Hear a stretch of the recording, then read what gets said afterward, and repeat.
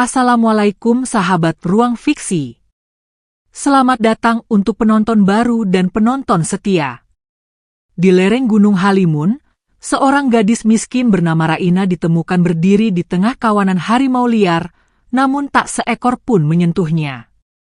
Warga yang dulu mengoloknya kini hanya bisa menatap dalam ketakutan.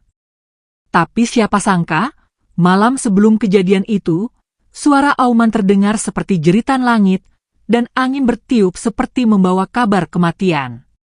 Apa yang sebenarnya terjadi? Siapa Raina? Dan mengapa bahkan harimau tunduk di hadapannya? Namun sebelumnya, bagi yang beragama Islam saya sarankan untuk menuliskan sholawat Nabi Muhammad di kolom komentar. Agar kelak sholawat ini menjadi saksi untuk mendapat syafaat di akhirat.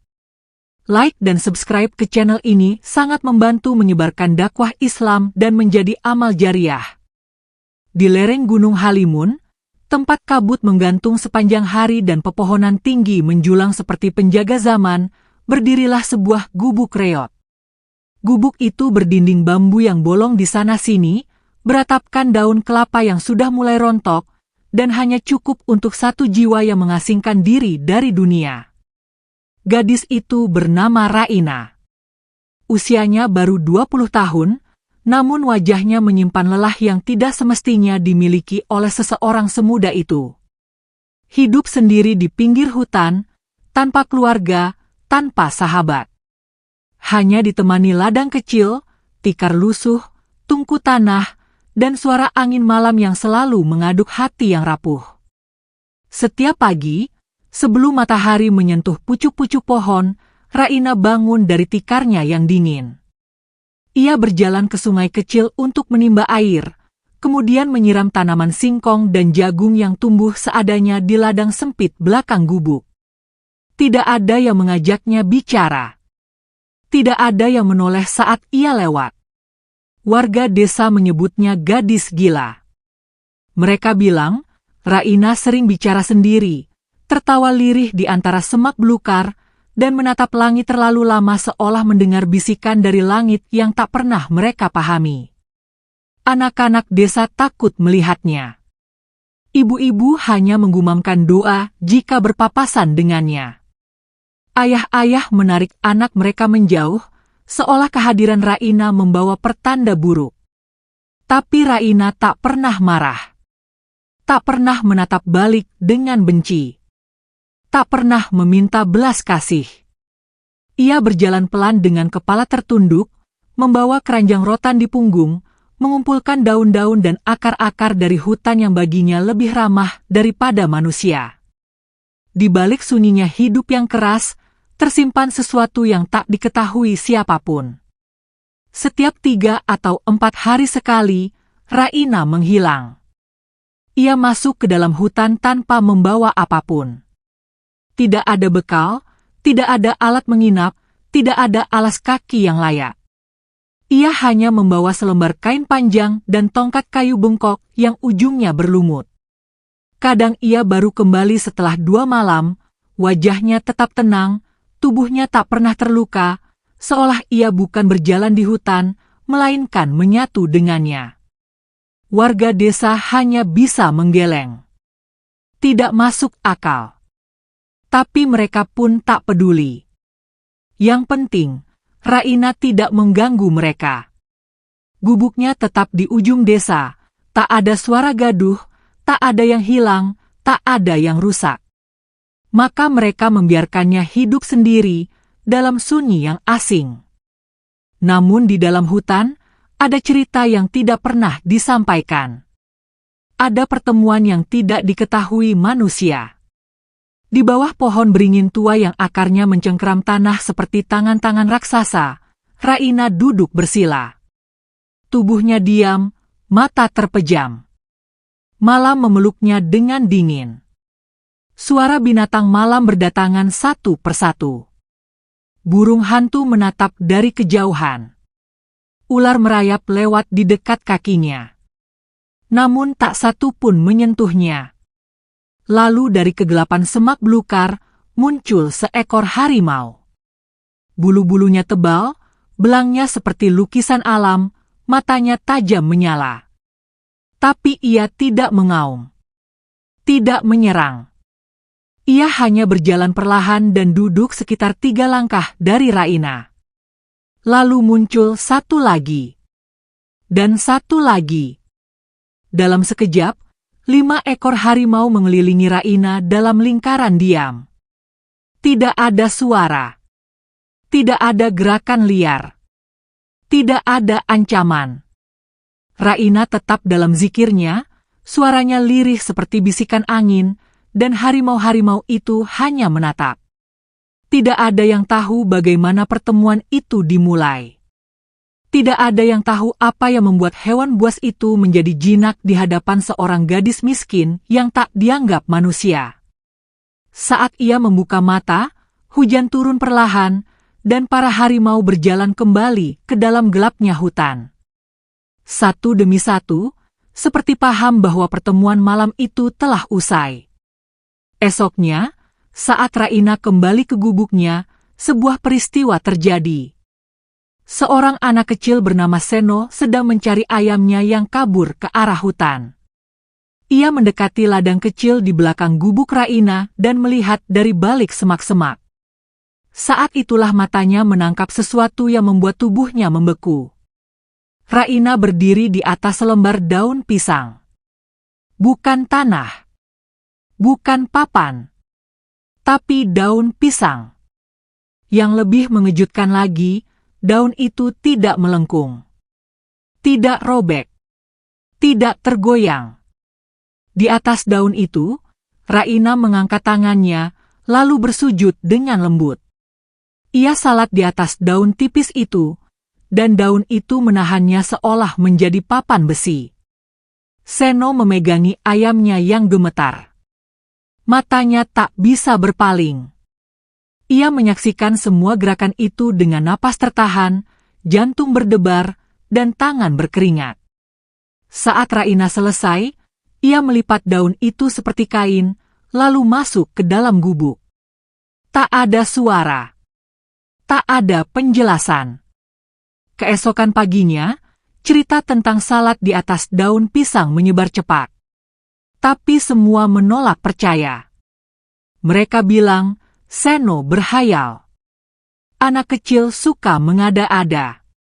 Bahkan ada yang menuduhnya menfitnah orang tua yang tak berdaya. Namun sesuatu mulai berubah. Beberapa warga mulai teringat pada suara auman harimau yang pernah terdengar dari arah hutan. Auman yang dulu mereka kira hanya gema angin, kini mulai mereka renungi ulang. Ada pula yang mengaku pernah melihat jejak cakar besar di sekitar ladang Raina, tapi tak pernah menaruh curiga. Semua itu dulu dianggap angin lalu. Kini, mereka mulai bertanya dalam diam. Dan belum ada yang tahu bahwa badai sesungguhnya akan segera datang ke desa mereka. Pagi itu, suara asing menggema di antara dinding-dinding tebing dan pepohonan yang lembab. Suara mesin mobil, sesuatu yang jarang, hampir tak pernah, terdengar di desa kecil yang berdiri seperti bayangan di kaki Gunung Halimun. Asap dari knalpot 3 mobil mewah membelah udara yang biasanya hanya ditembus kabut dan nyanyian burung hutan. Mobil-mobil itu berhenti di tanah lapang depan balai desa. Warnanya mencolok, bodinya mengkilap, dan plat nomornya bukan dari wilayah sekitar. Warga mulai keluar dari rumah-rumah mereka yang tua, mengintip dari balik jendela bambu. Beberapa dari mereka berjalan perlahan ke tempat mobil berhenti, mata mereka mencerminkan penasaran yang dipenuhi keraguan. Dari dalam mobil, turun pria-pria berpeci putih. Wajah mereka bersih, janggut rapi, mengenakan jubah panjang dan sepatu mengkilat. Di tangan mereka tergenggam tas kulit mahal dan map berisi berkas-berkas yang kelak akan mengubah jalur cerita desa ini. Mereka menyebut diri sebagai keturunan Habib dari kota besar. Kepala desa segera menyambut mereka, didampingi oleh beberapa tokoh masyarakat yang sudah tua. Mereka berjabat tangan, saling melempar senyum, dan berbicara dalam bahasa formal yang terlalu indah untuk dipahami warga awam. Warga desa berkerumun, berdiri dari jauh, mendengarkan dengan rasa bingung yang disamarkan sebagai rasa hormat. "Tanah itu milik siapa sekarang?" tanya salah satu pria berjubah. "Itu dulunya lahan garapan yang ditinggalkan. Letaknya di tepi hutan, dekat jalur ladang, jalur yang biasa dilewati Raina," jawab kepala desa, agak ragu menyebut nama itu. Mereka tertawa pelan. "Ah, gadis yang katanya bisa bicara dengan binatang itu?" "Ya, begitu katanya. Tapi dia tidak pernah mengganggu," balas kepala desa dengan suara rendah. Pria berjubah mengangguk, lalu membuka bagasi mobil.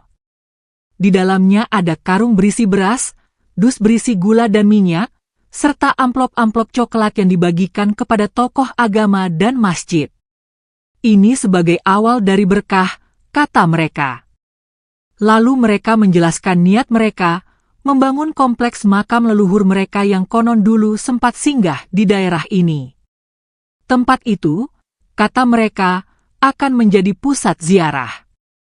Para peziarah akan berdatangan membawa rezeki.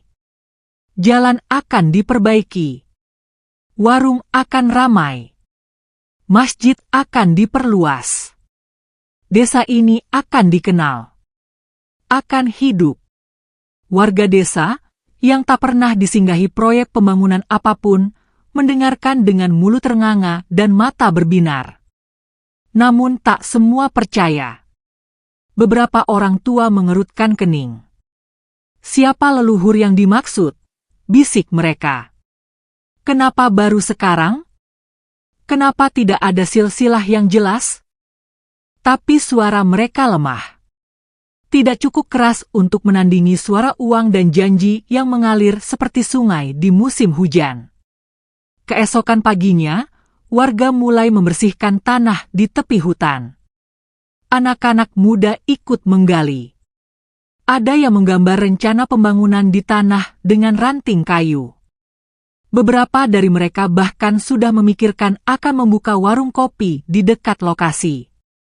Yang lain berencana menyewakan motornya untuk antar jemput peziarah. Namun satu hal yang terlupakan. Tanah yang hendak dibangun itu adalah jalan yang setiap hari dilalui Raina menuju ke dalam hutan. Dan pagi itu, tidak ada yang melihat Raina keluar dari gubuknya. Malam hari, di balai desa, diadakan rapat besar. Warga berkumpul, dari yang tua hingga yang muda. Para pendatang berjubah berdiri di depan dengan map di tangan, menjelaskan denah pembangunan, proyek dana, dan potensi wisata religi yang katanya akan mengubah desa ini selamanya. Lampu minyak menyala redup. Kursi-kursi tua disusun melingkar. Udara terasa berat, dan kabut mulai merayap masuk melalui sela-sela jendela.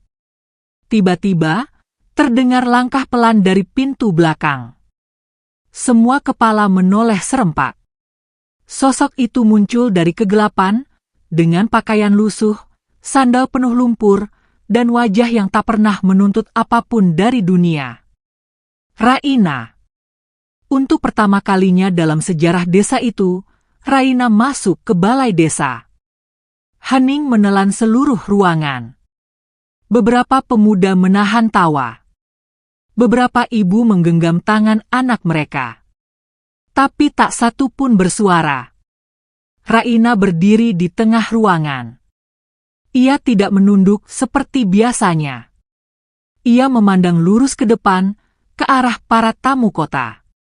Dengan suara tenang, ia berkata, tanah itu bukan tempat untuk permainan. Tokoh masyarakat terdiam. Para tamu berbisik. Raina melanjutkan dengan suara lebih pelan, tapi menusuk. Apa yang kalian bangun bukan makam, tapi fitnah. Dan fitnah membawa bencana. Seseorang tertawa kecil. Kau siapa bicara seperti itu? Raina tidak menjawab. Ia hanya menatap. Saya tahu, katanya, leluhur yang kalian sebut tidak pernah singgah di tanah ini. Tidak ada akar, tidak ada warisan. Yang ada hanya alasan untuk menanam tipu daya. Kepala desa ingin bicara, tapi mulutnya terasa keluh. Raina mengakhiri ucapannya dengan satu kalimat. Jika kalian lanjutkan pembangunan itu, hutan akan bicara. Dan kalian tidak akan siap mendengarnya. Setelah itu, ia berbalik dan pergi. Tidak menoleh. Tidak meminta pengertian. Tidak peduli tatapan jijik atau ejekan yang datang dari beberapa pemuda di sudut ruangan. Malam itu, balai desa berubah sunyi. Rapat tidak dilanjutkan. Kepala desa memutuskan untuk menunda keputusan hingga esok hari. Namun esoknya, para pendatang sudah bergerak sendiri. Truk kecil datang membawa perlengkapan bangunan. Tukang dan pekerja luar desa mulai mengukur tanah, memasang tali-tali patok, dan menyiapkan campuran semen. Di sudut desa, gubuk Raina tampak lebih sunyi dari biasanya. Lampu minyaknya tidak menyala. Tidak ada asap dari tungku tanah. Tidak ada suara air disiram ke ladang. Hutan terlihat lebih gelap dari biasanya. Lebih sunyi. Tapi juga lebih hidup, seolah menahan napas. Sore harinya, anak-anak muda lewat dekat gubuk Raina. Mereka tertawa, menyindirnya, menyebutnya kakek gadis gila, menyebut gubuknya sebagai rumah tukang sihir yang gagal. Mereka tidak tahu bahwa saat itu, sesuatu sedang bergerak di dalam hutan. Bukan manusia. Bukan hantu. Tapi sesuatu yang mengamati dari balik dedaunan. Dan malam pun turun dengan lebih dingin dari biasanya. Biasanya, bintang-bintang menampakkan diri di antara selakabut tipis yang menggantung di atas lereng Gunung Halimun. Tapi malam itu, awan berarak lambat, pekat dan berat, meski hujan tak turun. Angin berembus dari arah hutan, membawa aroma tanah basah dan gemetar tak kasat mata. Di desa, suara gemuruh mesin dari truk pengangkut batu dan semen masih terdengar. Beberapa warga sengaja tidur lebih awal, ingin menyambut pagi pembangunan dengan semangat baru. Mereka berharap hari esok akan menjadi permulaan dari desa yang lebih ramai, lebih maju, lebih dikenal. Namun, mereka tidak tahu, hutan tak pernah menyukai kebisingan yang serakah. Saat jarum malam menunjuk ke titik tergelapnya, auman terdengar dari kejauhan. Pelan. Dalam. Menggetarkan tanah. Lalu sunyi. Auman kedua muncul tak lama setelahnya. Lebih keras. Lebih dekat. Beberapa anjing desa yang biasa menggonggong kini hanya meringkuk di bawah panggung rumah. Ayam-ayam berhenti berkokok. Bahkan jangkrik pun diam, seolah menyadari bahwa suara mereka akan mengundang bahaya. Di perbatasan desa dan hutan, bayangan besar melintas di antara batang-batang pohon. Di tempat pembangunan yang baru saja dibersihkan sehari sebelumnya, para pekerja tidur dalam tenda-tenda sederhana. Mereka berasal dari luar desa, dibayar harian. Mereka tak mengenal Raina. Tak tahu cerita tentang harimau atau ladang sunyi yang dijaga oleh sesuatu yang tak tampak. Mereka hanya tahu, besok mereka harus mencangkul dan menuangkan semen. Namun malam itu, suara langkah kaki berat menghampiri. Pelan. Terukur. Menghantam tanah dengan ritme seperti genderang perang dari dunia yang tak dikenal.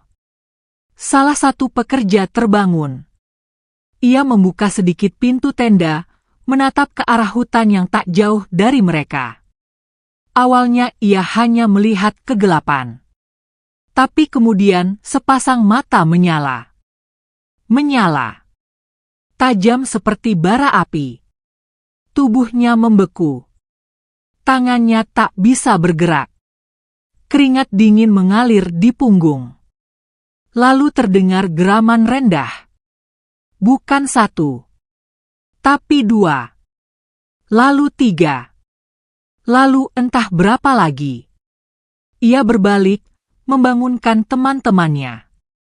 Namun sebelum kata sempat keluar dari mulutnya, suara ranting patah terdengar dari segala arah. Dari semak belukar, muncul siluet pertama. Seekor harimau, besar, dengan belang jelas meski malam masih pekat. Ia berdiri, tak bergerak, mengamati. Di belakangnya, muncul lagi. Dan lagi. Tak lama kemudian, setidaknya 5 harimau berdiri mengelilingi lokasi pembangunan. Tidak menyerang. Tidak mendekat. Hanya menatap dengan mata penuh peringatan. Beberapa pekerja mulai menjerit.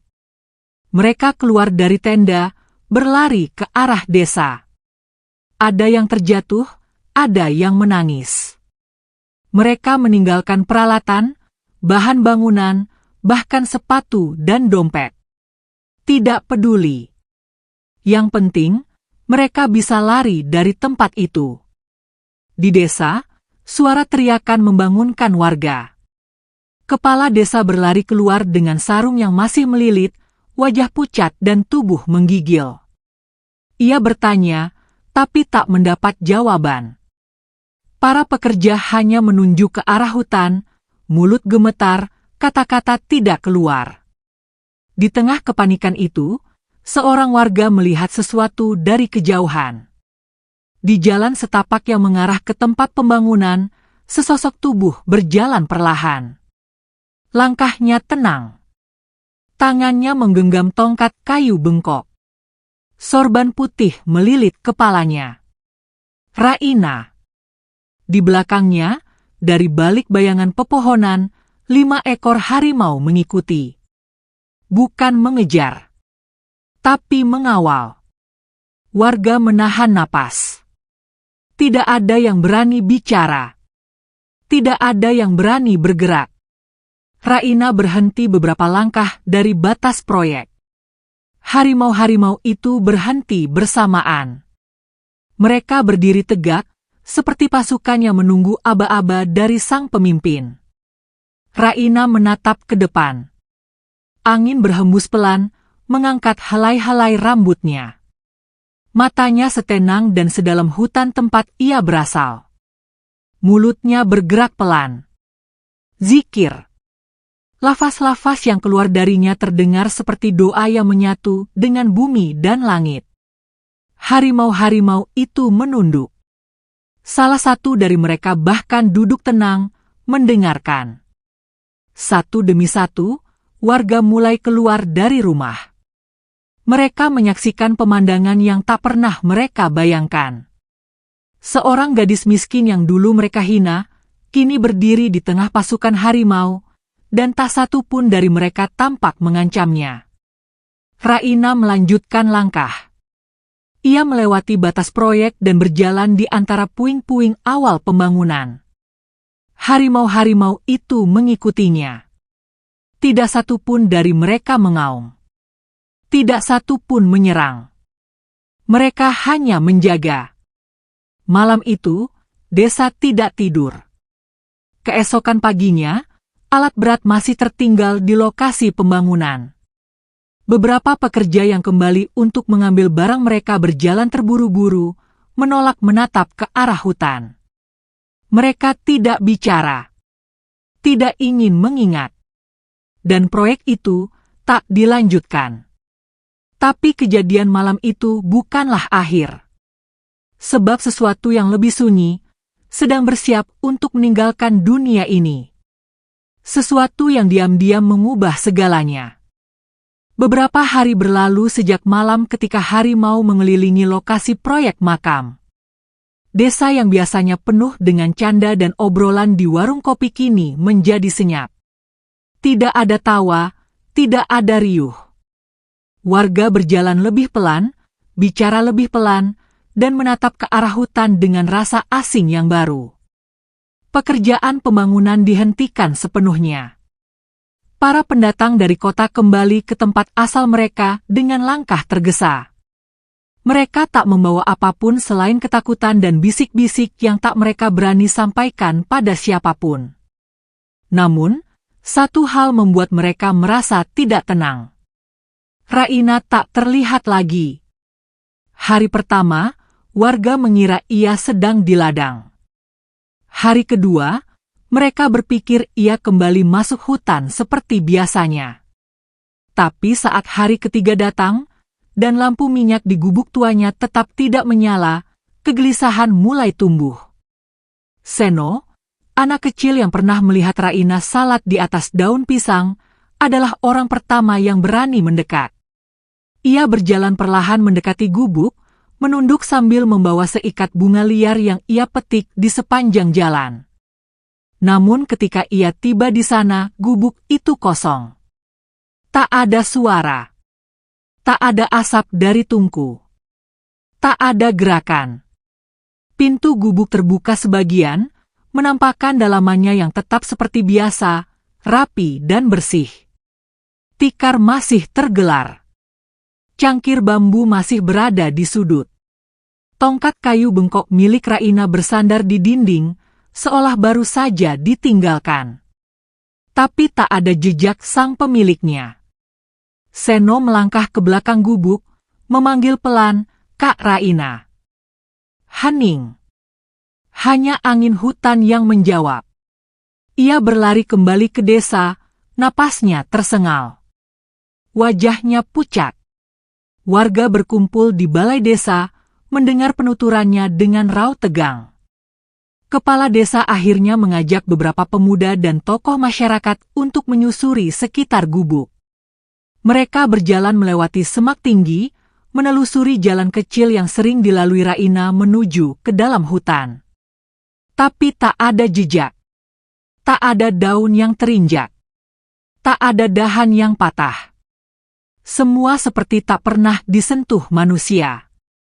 Di dekat sungai kecil tempat Raina biasa mengambil air, mereka menemukan sesuatu yang membuat langkah mereka terhenti. Sebuah daun pisang. Utuh. Terhampar di atas tanah seperti alas suci. Warnanya hijau segar, seolah baru saja dipetik, tapi tak ada tanda kotoran, tak ada noda lumpur atau debu yang menempel. Dan di atas permukaan daun itu, terlihat bekas sujud. Jelas. Dalam. Tak bisa disangkal. Bekas dahi. Bekas kedua telapak tangan. Bekas lutut dan jari-jari kaki. Semua dalam posisi sempurna. Bekas ibadah yang begitu suci hingga bahkan tanah tak berani menghapusnya. Orang-orang terdiam. Tak ada yang berani mendekat lebih dari 3 langkah. Mata mereka memandangi daun itu dengan campuran rasa kagum, takut, dan haru yang bercampur jadi satu. Mereka tak tahu bagaimana harus menjelaskan apa yang ada di depan mata mereka. Seorang ibu tua berlutut dan menangis pelan. "Apakah dia telah pergi?" bisiknya lirih, tak berharap jawaban. Sejak hari itu, Raina tak pernah terlihat lagi.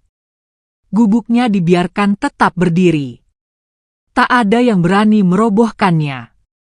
Tak ada yang berani menyentuh isi di dalamnya. Setiap sore, beberapa anak yang dulu sering mengoloknya kini duduk diam di bawah pohon dekat ladangnya. Mereka hanya menatap gubuk itu, berharap melihat siluet tubuh gadis yang dulu mereka takuti tapi kini mereka rindukan. Desa menjadi lebih sepi dari sebelumnya. Namun rasa aman justru lebih terasa. Tidak ada ternak yang hilang. Tidak ada gangguan dari hutan. Tidak ada suara harimau mengaum di malam hari, tapi juga tak ada yang merasa takut. Seolah ada perlindungan yang tersisa, meski sang penjaga telah pergi. Waktu terus berjalan. Minggu berganti bulan. Warga mulai berbicara tentang Raina dengan cara yang berbeda. Dulu ia disebut gadis gila. Kini ia disebut wali. Dulu ia dijauhi. Kini ia dihormati. Dulu ia dikutuk. Kini ia dikenang. Dan di antara mereka, mulai muncul kebiasaan baru.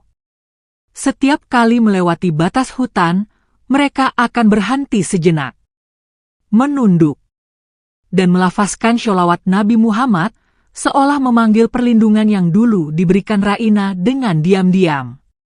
Tidak ada patung. Tidak ada tugu. Tapi setiap anak di desa itu kini tahu nama Raina. Mereka tahu kisahnya. Mereka tahu tentang malam harimau datang. Tentang doa yang bergema di tengah kebisuan. Tentang gadis miskin yang tidak meminta apapun, namun memberi lebih dari yang bisa mereka bayangkan. Dan ketika musim panen tiba, dan ladang-ladang mulai menguning, warga akan memandangi hamparan sawah mereka, lalu menoleh ke arah gubuk sunyi di pinggir hutan. Tempat di mana doa pernah bergema. Tempat di mana keajaiban pernah turun, tanpa perlu tepuk tangan. Waktu seolah berjalan lebih pelan di desa kaki Gunung Halimun. Setelah kepergian Raina, hari-hari menjadi sunyi namun syarat makna. Warga tak lagi memandang gubuk di ujung hutan sebagai rumah orang aneh, tapi sebagai tempat yang menampung jejak seseorang yang kini mereka anggap penjaga tak bernama. Gubuk itu tak lagi kosong, meski penghuninya telah lama menghilang. Ia penuh dengan cerita. Dan seperti api kecil yang disulut dalam gelap, kisah Raina menyebar perlahan tapi pasti. Mulanya hanya dari mulut ke mulut. Para orang tua mulai menceritakan kisahnya kepada anak-anak mereka saat malam turun, saat pelita dinyalakan, dan suara jangkrik menemani. Mereka menceritakan tentang gadis miskin yang salat di atas daun pisang, tentang harimau-harimau yang tunduk kepadanya, dan tentang zikir lirih yang bisa menghentikan badai kebohongan. Anak-anak mendengarkan dengan mata membelalak. Di dalam hati mereka yang masih polos, tumbuh rasa ingin tahu yang tidak bisa dijelaskan. Mereka mulai meneladani kebiasaan sederhana. Ada yang lebih rajin salat. Ada yang mulai menjaga hewan peliharaan dengan lebih lembut. Bahkan ada yang mulai menanam kembali pohon-pohon kecil di sekitar ladang, seolah tahu bahwa hutan bukan musuh, tapi sahabat yang selama ini disalahpahami. Di siang hari, beberapa remaja desa mulai berkumpul dekat gubuk Raina. Mereka membersihkan ilalang yang mulai meninggi, menata batu-batu kecil yang berserakan. Tidak ada yang menyuruh mereka. Tidak ada yang memberi perintah. Tapi mereka tahu, tempat itu bukan sekadar tanah. Tempat itu adalah kenangan. Tempat itu adalah pelajaran. Dan yang lebih mengejutkan, adalah ketika mulai berdatangan orang-orang asing ke desa itu. Bukan rombongan yang membawa truk dan janji-janji. Tapi orang-orang sederhana. Ada yang datang hanya dengan motor butut. Ada yang berjalan kaki dari desa sebelah. Mereka semua punya satu tujuan, ingin melihat gubuk tempat tinggal gadis yang dulu dianggap gila, tapi telah membungkam tipu daya dengan keheningan dan kehusyukan. Mereka datang bukan untuk berfoto atau mencari sensasi. Mereka datang karena ingin merasakan tenang yang dulu Raina tinggalkan. Beberapa dari mereka hanya duduk di depan gubuk itu sambil berzikir. Ada yang membaca sholawat. Ada yang hanya diam, menatap pohon-pohon tinggi di kejauhan. Hutan itu kini bukan lagi tempat yang menakutkan. Ia telah menjadi penjaga, sekaligus saksi atas iman seseorang yang tak dikenal dunia, tapi dikenal langit. Kepala desa, yang dulu merasa terhina karena dipermalukan oleh seorang gadis, kini memandangi perubahan ini dengan hati yang pelan-pelan membasah. Ia berdiri di dekat balai desa suatu sore, melihat sekelompok anak kecil yang duduk melingkar di bawah pohon beringin, mendengarkan kisah tentang Raina dari mulut seorang nenek tua. Suara nenek itu pelan, tapi matanya berbinar. Ia menyebut Raina dengan nama penuh hormat. Dia bukan siapa-siapa, tapi bisa membuat harimau menjadi jinak. Dia tidak pernah marah, tapi bisa membuat pendusta lari tanpa senjata. Dia tak punya apapun, tapi meninggalkan segalanya. Tak ada yang membantah. Tak ada yang menyela. Karena di dalam dada mereka yang mendengar, telah tumbuh keyakinan bahwa kisah itu bukan dongeng. Itu adalah kenyataan yang terlambat mereka sadari. Dan kadang, penyesalan datang dengan cara yang tidak menyakitkan, tapi menundukkan. Hari itu, seorang pemuda mendatangi kepala desa. Ia memegang map lusuh, berisi proposal untuk mengubah gubuk Raina menjadi tempat singgah para peziarah yang hanya ingin berdoa atau beristirahat sejenak. Tidak ada bangunan mewah.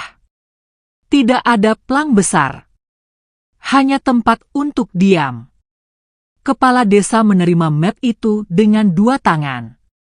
Ia tak menjawab apa-apa, hanya mengangguk perlahan. Beberapa hari kemudian, tanpa pengumuman, warga bergotong royong membersihkan area sekitar gubuk. Mereka membangun bangku dari kayu bekas, menambahkan tempat wudhu sederhana dari batu, dan membuat jalur setapak agar siapapun yang ingin datang tidak kesulitan melewati rerumputan liar. Tidak ada upacara. Tidak ada peresmian. Tapi semua tahu, ini adalah bentuk penebusan. Dan saat bulan purnama menggantung di atas langit Gunung Halimun, cahaya putih jatuh di atap gubuk itu. Suasana begitu tenang, dan beberapa warga yang kebetulan sedang duduk di dekat sana mengaku mendengar suara zikir, seperti desah angin yang lembut, tapi menyusup hingga ke dada terdalam. Mereka tak melihat sosok apapun. Tapi mereka tahu, sesuatu masih menjaga tempat itu. Raina mungkin telah hilang. Tapi warisannya telah menjadi bagian dari jiwa desa ini. Beberapa bulan telah berlalu. Tanpa kabar, tanpa jejak, tanpa sepatah kata pun, Raina tak pernah kembali. Tapi justru dalam ketidakhadirannya itulah, namanya tumbuh menjadi legenda. Ia bukan lagi hanya cerita, ia telah menjadi ruh yang hidup dalam setiap napas desa itu. Musim panen tiba lebih cepat dari biasanya. Tanaman warga tumbuh subur, buah-buahan melimpah. Padi menguning sempurna, dan bahkan sawah yang dulu dianggap sulit ditanami, kini memberi hasil yang tak terduga. Sebagian warga menilai ini sebagai keberkahan biasa. Tapi banyak pula yang mengaitkannya dengan kepergian Raina, dengan doa-doanya yang diam-diam mengakar di tanah, menyusup di akar-akar tanaman, dan hidup dalam setiap butir hujan yang jatuh. Dan kemudian, datang malam itu. Langit jernih, angin tenang. Tapi bagi sebagian warga yang masih terjaga, malam itu terasa berbeda. Beberapa orang mengaku mendengar langkah kaki harimau di sekitar pematang sawah. Namun tak ada suara auman. Hanya langkah-langkah berat, teratur, seolah menyusuri batas antara dunia manusia dan dunia yang tak kasat mata. Keesokan harinya, warga menemukan jejak kaki besar di tanah dekat sungai kecil. Cakar yang lebar dan dalam. Tidak hanya 1, tapi 5. Ukurannya hampir sama dengan yang dulu terlihat saat proyek pembangunan makam dimulai. Namun yang membuat semua orang terdiam adalah bentuk jejak manusia di tengah-tengah jejak harimau itu.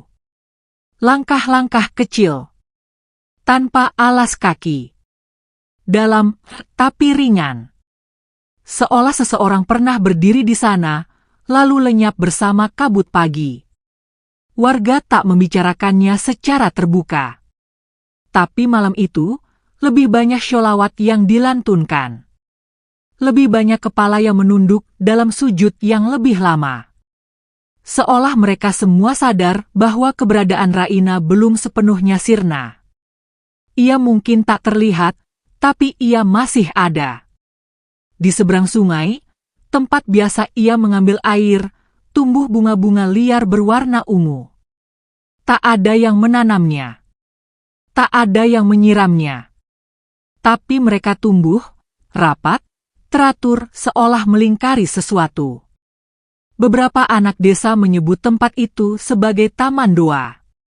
Mereka sering datang diam-diam, duduk bersila, dan membaca sholawat atau hanya memejamkan mata. Mereka merasa damai di sana. Kadang, mereka bahkan merasa seperti ada yang sedang memperhatikan mereka dari balik semak. Tapi bukan perasaan menakutkan, melainkan perasaan yang hangat. Seperti pelukan yang tak berbentuk. Seno, anak laki-laki yang dulu melihat Raina salat di atas daun pisang, kini telah tumbuh menjadi remaja. Suaranya lebih dalam, tubuhnya lebih tinggi, tapi hatinya masih menyimpan tanya yang sama sejak malam itu. Ia sering datang ke taman doa, membawa buku catatan kecil. Di dalamnya, ia menulis ulang semua cerita tentang Raina yang pernah ia dengar. Agar tidak hilang, katanya suatu hari pada ibunya. Ia percaya bahwa suatu hari nanti akan ada orang yang datang bertanya. Dan ia ingin menjadi orang yang bisa menjawabnya. Namun perubahan bukan hanya terjadi pada Seno. Kepala desa, yang dulu hanya sibuk dengan laporan dan tamu-tamu dari kota, kini lebih sering terlihat duduk di musola kecil yang ia bangun dari sisa-sisa proyek makam yang gagal. Ia tidak banyak bicara.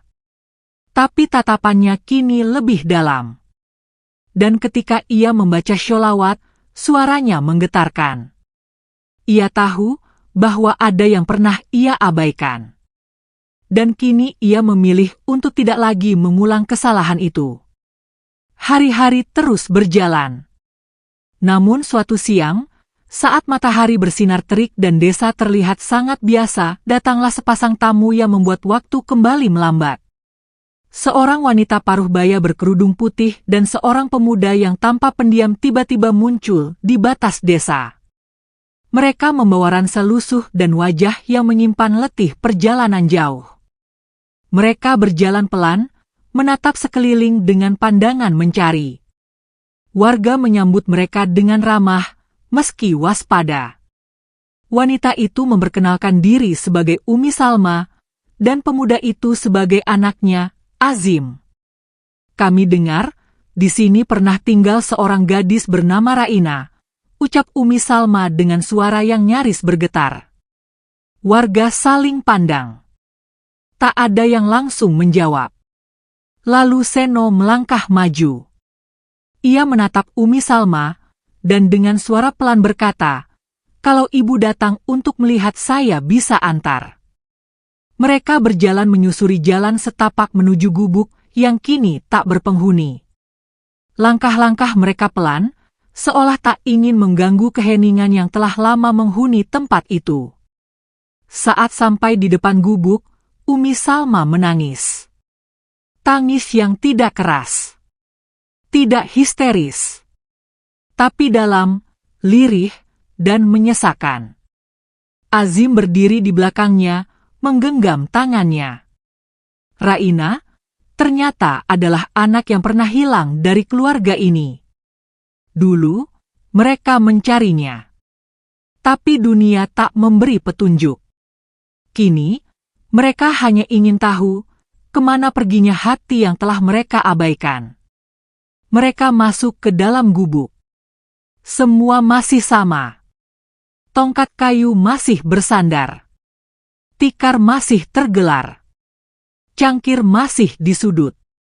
Dan di tengah ruangan, daun pisang yang sudah mengering, namun bentuk bekas sujudnya masih utuh, seolah waktu sendiri tak mampu menghapusnya.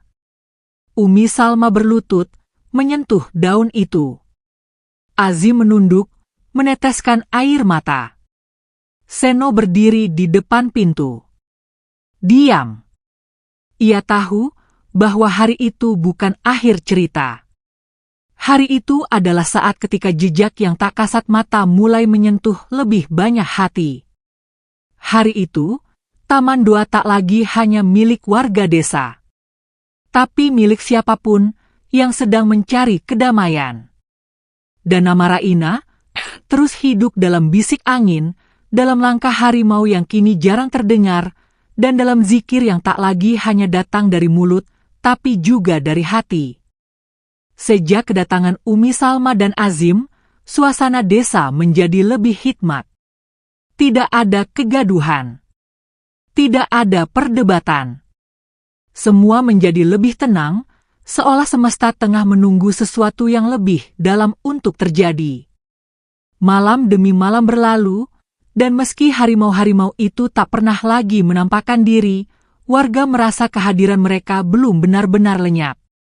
Hutan di kaki Gunung Halimun masih berdiri seperti semula, gelap, dalam, namun melindungi. Umi Salma memutuskan untuk tinggal selama beberapa hari. Ia tidak meminta banyak. Hanya ingin tidur di dekat gubuk, membaca Quran setiap pagi, dan menyiram taman doa yang tumbuh liar di pinggir sungai. Ia tidak menangis lagi, tapi senyumnya selalu sendu. Seolah tiap helai dedaunan di sana mengingatkan dirinya pada potongan hidup yang pernah ia lepaskan. Azim, anak laki-laki yang pendiam itu, mulai mendekati Seno. Mereka berbincang pelan, kadang hanya dengan isyarat. Tapi perlahan, mereka mulai bertukar cerita.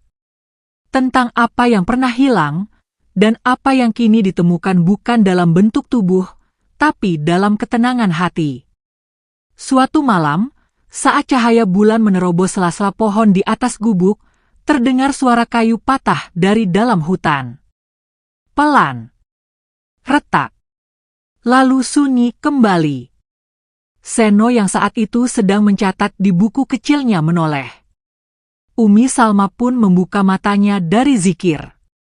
Tak ada yang bicara. Tapi masing-masing dari mereka tahu. Hutan tak pernah bicara sembarangan. Ia menyampaikan sesuatu hanya saat perlu.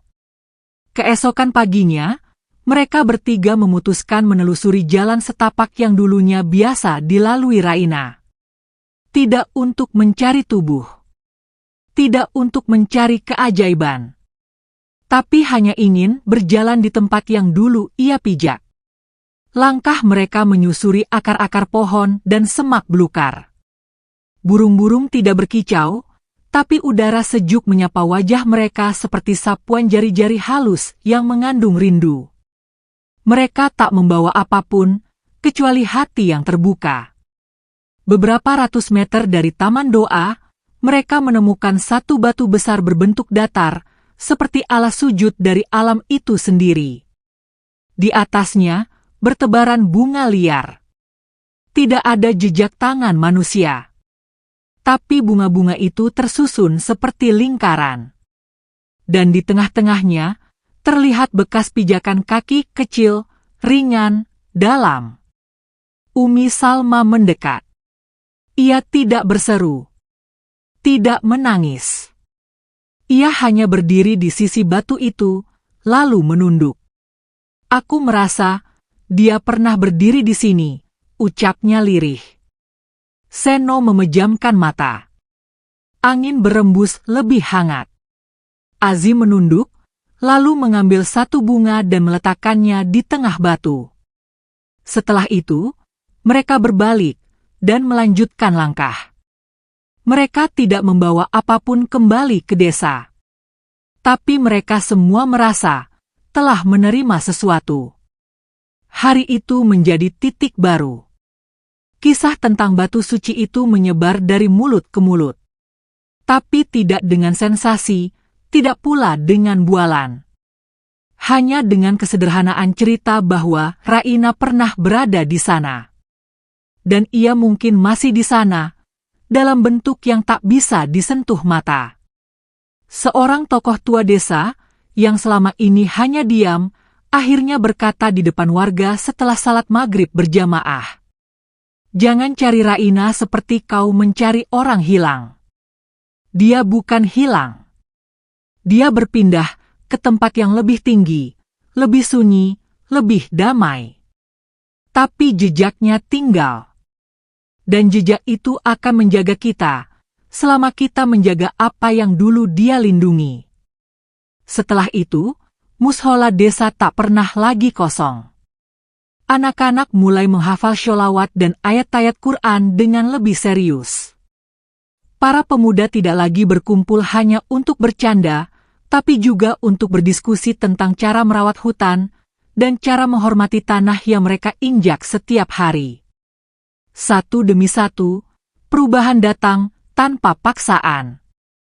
Para ibu yang dulu sibuk membicarakan gosip kini lebih sibuk menyiapkan makanan untuk mereka yang butuh.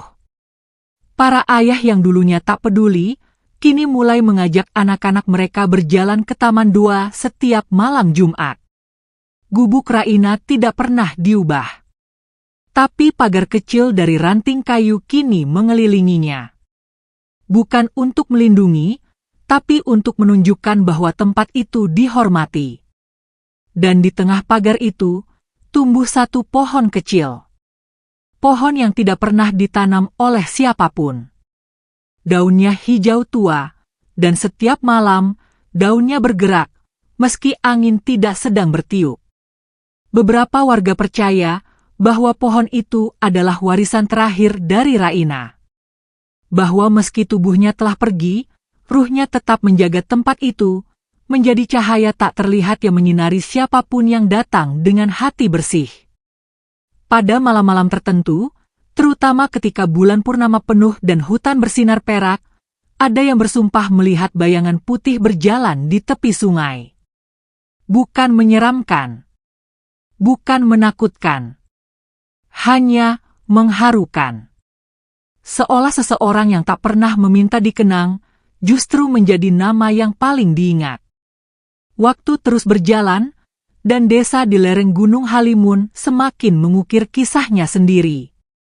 Kisah tentang gadis miskin bernama Raina yang tak hanya mengajarkan kesederhanaan, tapi juga keberanian, iman, dan kedamaian. Raina yang dulu dianggap aneh, kini menjadi simbol yang hidup dalam hati setiap warga. Sosoknya tidak lagi terlihat secara fisik, namun jejaknya menyentuh setiap sudut desa, dari ladang yang subur hingga suara alam yang menyatu dalam nyanyian kehidupan. Setiap musim panen, warga berkumpul di sekitar gubuk tua, membawa hasil bumi terbaik. Mereka tak mengungkapkan kata-kata, hanya menyerahkan sebagian hasil panen sebagai tanda syukur dan penghormatan kepada jejak yang pernah ada. Mereka percaya, Raina adalah penjaga desa yang tak terlihat, yang menjaga mereka dari bahaya yang tak tampak. Bahwa keberadaan harimau yang dulu menakutkan kini menjadi sahabat yang menjaga batas-batas desa dan hutan. Anak-anak desa tumbuh dengan mendengar kisahnya. Mereka belajar bahwa kekuatan bukanlah milik orang kaya atau kuat, tapi milik mereka yang mampu berdiri teguh dengan iman dan ketulusan hati. Guru-guru di desa mulai memasukkan cerita Raina ke dalam pelajaran moral. Mereka mengajarkan tentang kesederhanaan, keberanian melawan kebohongan, dan betapa pentingnya menjaga hubungan dengan alam dan sesama makhluk. Kepala desa yang dulu meragukan, kini menjadi pelindung warisan itu. Ia mengajak seluruh warga untuk menjaga taman doa, merawat pohon warisan, dan melestarikan hutan sebagai bagian dari kehidupan. Dan suatu hari, saat musim semi tiba, muncul sekelompok peziarah dari jauh yang datang bukan untuk mencari makam atau kemegahan, tapi untuk merasakan kedamaian yang hanya bisa diberikan oleh tempat yang pernah dihuni seorang wali. Mereka datang dengan hati terbuka, menundukkan kepala, dan berzikir di bawah pohon warisan. Mereka membawa bunga, lilin, dan doa. Mereka duduk diam, merasakan energi yang tak bisa dijelaskan oleh kata-kata. Dalam senyap, mereka tahu bahwa warisan Raina adalah warisan yang abadi. Bukan warisan harta atau bangunan, tapi warisan jiwa yang mengajarkan manusia untuk hidup dengan rendah hati, penuh kasih, dan selalu dekat dengan Pencipta. Suara angin yang berbisik di antara dedaunan hutan membawa pesan yang sama. Hidup ini tentang ketenangan hati, keberanian berdiri sendiri, dan menjaga kebenaran walau harus berjalan sendiri. Di lereng Gunung Halimun, di bawah langit yang luas, Raina tetap hidup dalam setiap napas, dalam setiap doa, dan dalam setiap langkah yang menjaga keseimbangan antara manusia, alam, dan semesta. Dan cerita itu akan terus diceritakan dari generasi ke generasi. Meskipun sudah lama Raina tiada, desiran angin di lereng Gunung Halimun seolah masih membawa jejak langkahnya. Setiap pagi, embun menyelimuti dedaunan yang menjadi saksi bisu perjuangan dan keteguhan hati seorang gadis miskin yang pernah hidup dalam kesunyian namun membawa perubahan besar. Pada suatu pagi yang cerah, seorang pemuda dari kota kecil datang ke desa itu. Namanya Farid. Ia datang bukan dengan niat berwisata atau mencari sensasi, tapi untuk belajar dan merenung. Farid sering mendengar cerita tentang Raina dari orang tuanya sejak kecil, tapi tak pernah ia bayangkan akan benar-benar menginjak tanah di mana legendaris itu pernah berpijak. Setelah tiba, Farid langsung menuju taman doa di pinggir sungai. Di sana, ia duduk di bawah pohon kecil yang dipercaya sebagai warisan terakhir Raina. Angin berhembus lembut, membawa harum bunga liar yang tumbuh di sekitar. Farid membuka buku catatan yang selalu dibawanya dan mulai menulis tentang kedamaian yang ia rasakan. Ia merenungkan makna sederhana kehidupan, kesederhanaan dan keberanian untuk berdiri pada kebenaran, walau sendiri. Malam harinya, di balik kabut yang mulai turun, Farid berjalan menyusuri jalan setapak ke gubuk tua. Cahaya bulan memantul lembut di permukaan daun pisang yang telah mengering, dengan bekas sujud yang masih terlihat jelas. Ia berlutut dan berdoa, memohon agar dirinya juga diberi kekuatan untuk menjaga kebaikan di dunia yang seringkali penuh kebisingan dan tipu daya. Saat itu, dari balik pepohonan, suara lembut terdengar, seperti bisikan angin yang menyatu dengan suara alam. Farid menatap ke arah suara itu, tapi hanya melihat kegelapan. Namun dalam kegelapan itu, ia merasakan kehadiran yang damai, seperti pengawasan yang penuh kasih dan perlindungan tak terlihat. Keesokan paginya, Farid memutuskan untuk tinggal di desa itu lebih lama, belajar dari orang-orang dan alam. Ia ingin melanjutkan warisan Raina, bukan dengan megah atau kebanggaan, tapi dengan hati yang tulus dan langkah yang sabar. Desa itu pun mulai menjadi tempat yang lebih hidup dengan kedatangan Farid dan beberapa pemuda lain yang terinspirasi oleh kisah dan keteguhan hati Raina. Harimau yang dulu menjadi sahabat Raina, meskipun tak lagi terlihat, tetap menjadi simbol keberanian dan perlindungan yang terus mengalir dalam jiwa warga. Dan di setiap hembusan angin yang menembus dedaunan, di setiap aliran sungai yang berkelok lembut, ada suara yang tak pernah padam, suara ketenangan, keberanian, dan iman yang abadi. Malam itu, ketika kabut tebal menurunkan tirainya di atas lereng Gunung Halimun, desa itu terasa berbeda. Angin berhembus lirih, membawa aroma tanah basah dan dedaunan yang basah embun. Semua terasa sunyi, namun syarat dengan energi yang sulit dijelaskan. Di tengah taman doa, di bawah cahaya rembulan yang samar, muncul sosok putih, seorang gadis muda dengan sorban melilit kepala, berdiri tegak dengan wajah penuh ketenangan. Tak jauh dari sana, bayangan-bayangan harimau muncul satu persatu dari kegelapan hutan. Mereka bergerak pelan, penuh hormat, mengelilingi sosok itu dengan penuh keheningan. Tidak ada yang mengaum. Tidak ada yang menggeram. Hanya keheningan yang memukau. Sosok itu mengangkat tangannya dan mulai berzikir.